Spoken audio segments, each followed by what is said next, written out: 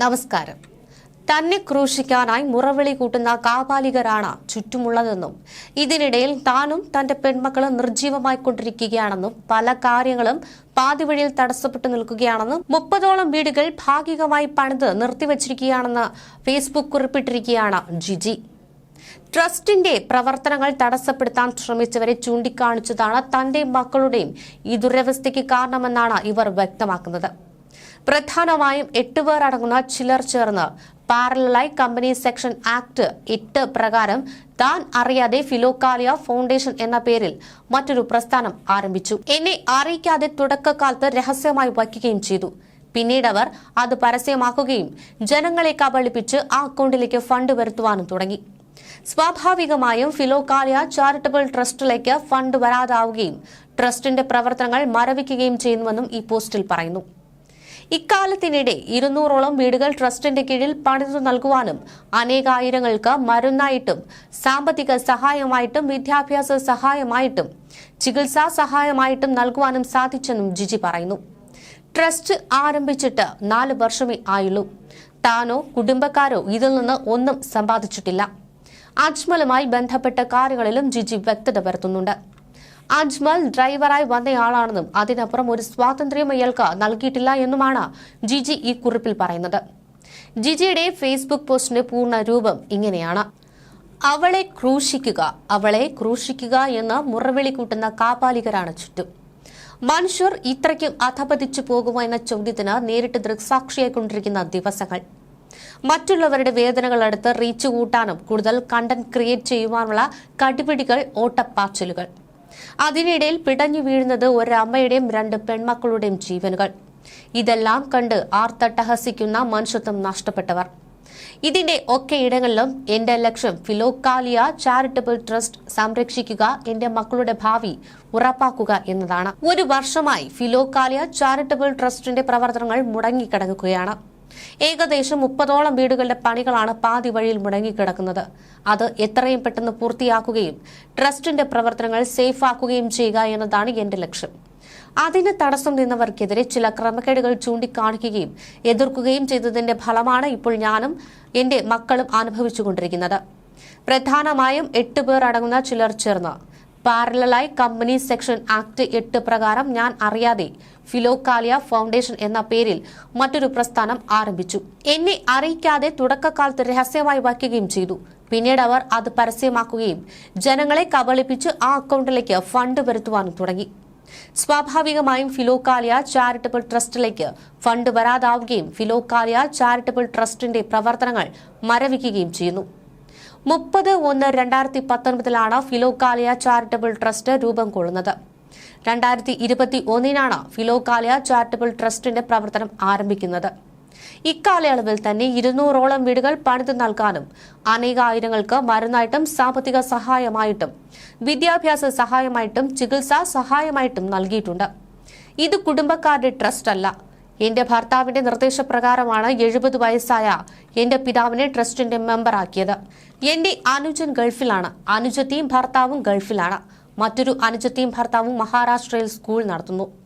കുടുംബക്കാർ ആരും Philokalia charitable ട്രസ്റ്റുമായിട്ട് യാതൊരു തരത്തിലുള്ള ബന്ധം പുലർത്താറില്ല, ഇടപെടാറുമില്ല. കുവൈറ്റിൽ ജോലി ചെയ്യുന്ന എന്റെ അനുജൻ 2 ലക്ഷം രൂപയോളം മാസ വരുമാനമുള്ളതാണ്. 20 വർഷം പഴക്കമുള്ള പഴയൊരു വീട് 30 ലക്ഷം രൂപയ്ക്ക് എന്റെ അനുജൻ മേടിച്ചതാണ്.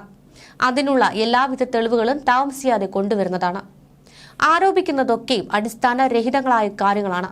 എനിക്ക് സ്വന്തമായി ഒന്നുമില്ല. ഫിലോകാലിയ എന്ന പ്രസ്ഥാനം ആരംഭിച്ചിട്ട് ഏകദേശം 4 വർഷത്തോളം ആകുന്നതേയുള്ളൂ. പ്രസ്ഥാനം തുടങ്ങുന്നതിന് മുൻപ് തന്നെ ഞങ്ങൾക്ക് വീടും കാറും മറ്റു സൗകര്യങ്ങളും ഉണ്ടായിരുന്നു. മക്കൾക്ക് നല്ല വിദ്യാഭ്യാസം കൊടുക്കുവാനുമൊക്കെ കഴിഞ്ഞിട്ടുണ്ട്. 15 വർഷങ്ങൾക്ക് മുൻപ് 4 സെന്ററിൽ പണിത വീട്ടിലാണ് ഞാനും മക്കളും താമസിക്കുന്നത്. എന്റെ കാറിന്റെ ലോൺ 25,000 രൂപ വെച്ച് മാസം തോറും ഞാൻ അടച്ചുകൊണ്ടിരിക്കുന്നത്. അജ്മൽ എന്ന വ്യക്തി 2017 ഡ്രൈവറായി വന്നയാളാണ്. ആ 1 വർഷം മാത്രമാണ് ഡ്രൈവറായി ജോലിക്ക് നിന്നത്.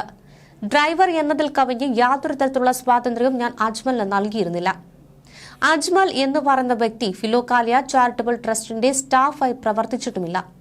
സ്വന്തം ഭാഗം ജയിക്കുവാൻ വേണ്ടിയും സ്വന്തം ക്രമക്കേടുകളും തെറ്റുകളും മറയ്ക്കാൻ വേണ്ടിയും നട്ടാൽ കുരുക്കാത്ത നുണകൾ പറഞ്ഞ മനുഷ്യരെ പറ്റിക്കാൻ എങ്ങനെ അവർക്ക് കഴിയുന്നു എന്നോർത്ത് ഞാനും മക്കളും അതിശയിക്കുന്നു.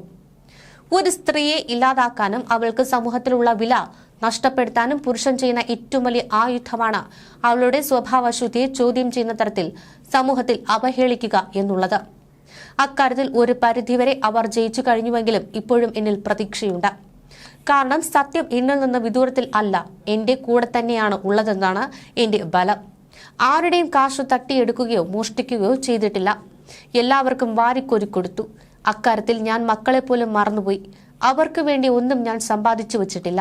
എന്നിട്ടും കള്ളി, പെരുങ്കള്ളി എന്നൊക്കെ വിളിച്ച് ചാപ്പകുത്തി ആക്രോശിക്കുമ്പോൾ കണ്ണിൽ നിന്ന് ചോര മാത്രമാണ് ഒഴുകുന്നത്. ആരെയും ഇടിച്ചു താഴ്ത്താനോ അപമാനിക്കാനോ കുറ്റവാളിയാക്കുവാനോ താല്പര്യമില്ലാത്തതുകൊണ്ടാണ് പല മീഡിയക്കാർ വിളിച്ചിട്ട് പോലും ഞാൻ മറുപടി പറയാതിരുന്നത്. ഇപ്പോൾ എല്ലാം കൈവിട്ടുപോയി. അവർ തൊടുത്തുവിടുന്ന ഓരോ കൂരമ്പുകളും താങ്ങാൻ കഴിയാതെ ഞാനും മക്കളും നിർജീവമായിക്കൊണ്ടിരിക്കുന്നു. താമസിയാതെ ഞാൻ വരും, സത്യത്തിന്റെ മുഖവുമായി. ധൈര്യം ഒരിക്കലും കോലാഹലങ്ങൾ ഉണ്ടാക്കുന്നില്ല. തളരരുത്. വീണ്ടും ശ്രമിക്കൂ എന്ന് മന്ത്രിച്ചുകൊണ്ടിരിക്കും എന്നാണ് ആ കുറിപ്പ്. ഇതിനിടെ ഇതിൽ പറയുന്ന അജ്മലും രംഗത്ത് വന്നിട്ടുണ്ട്. മാരിയോ ജോസഫിനൊപ്പമുള്ള അജ്മൽ എന്ന യുവാവിനെ ഒഴിവാക്കണമെന്ന് മകൾ പറയുന്ന ഓഡിയോ അടക്കം പുറത്തു വന്നതാണ്. ഇരുവരും തമ്മിൽ മോശം ബന്ധമാണെന്ന് ജിജി മാരിയോ ആരോപിച്ചിരുന്നു. അമ്മയെ കളയല്ലേ അപ്പ, ഞങ്ങളെ കൂടെ കൂട്ടണേ എന്ന് ഇവരുടെ കുട്ടി കരഞ്ഞു പറയുന്ന ഓഡിയോയാണ് പുറത്തു വന്നിരുന്നത്. ഇക്കാര്യത്തിൽ വിശദീകരണവുമായിട്ടാണ് അജ്മൽ രംഗത്ത് വന്നത്. താനും മാരിയോ ജോസഫും തമ്മിൽ മോശമായി യാതൊരു ബന്ധമില്ലെന്നും താൻ അവരുടെ സംഘടനയുടെ കാര്യം നോക്കുന്ന ജോലിക്കാരനാണെന്നുമാണ് അജ്മൽ പറയുന്നത്. മുസ്ലിമായിരുന്ന താൻ ക്രിസ്തുമതത്തിലേക്ക് വന്നയാളാണ്. തനിക്കെതിരെ ജിജി മാരിയോ മോശം വാക്കുകൾ പറയുകയാണെന്നും ഇയാൾ വിശദീകരിച്ചു. മാരിയോ ജോസഫിനൊപ്പമുള്ള അജ്മൽ എന്ന യുവാവിനെ ഒഴിവാക്കണമെന്ന് മകൾ പറയുമ്പോൾ തനിക്ക് പ്രിയപ്പെട്ടത് അജ്മലാണെന്നും മകളായ നീ ചത്താലും കുഴപ്പമില്ലെന്നും ഇയാൾ പറയുന്നു. ഇത് കേട്ട് പൊട്ടിക്കരയുന്ന മകൾ ഒരു പിതാവിൽ നിന്ന് ഇത് പ്രതീക്ഷിച്ചില്ലെന്നാണ് പറയുന്നത്. ഇൻസ്റ്റാഗ്രാം ഇൻഫ്ലുവൻസേഴ്സായ മാരിയോ ജോസഫും ജിജി മാരിയോയും 9 മാസമായി അകന്നു കഴിയുകയാണെന്നാണ് എഫ്ഐആർ.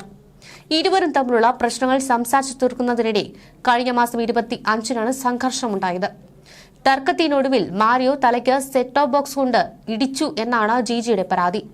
ചാലക്കുടി ഫിലോക്കാലിയ ഫൗണ്ടേഷൻ നടത്തിപ്പുകാരാണ് ഈ ദമ്പതികളായ മാരിയോ ജോസഫും ഭാര്യ ജിജി മാരിയോയും. കൂടാതെ ഇത്തരത്തിൽ ഈ മാരിയോ കഴിഞ്ഞ ദിവസം പറയുന്നുണ്ടായിരുന്നു, ജിജി മദ്യപാനം നിർത്തി ചേട്ടായി എന്ന് വിളിച്ചു വന്നു കഴിഞ്ഞാൽ എല്ലാം മറന്നുകൊണ്ട് തങ്ങൾ ഒരുമിച്ച് ജീവിക്കും, ചിലപ്പോൾ പഴയതിലും അധികം നന്നായി തന്നെ ജീവിക്കും എന്നൊക്കെയാണ് ഇത്തരത്തിൽ ഒരു വീഡിയോ പങ്കുവച്ചുകൊണ്ട് മാരിയോ പറഞ്ഞിരിക്കുന്നത്.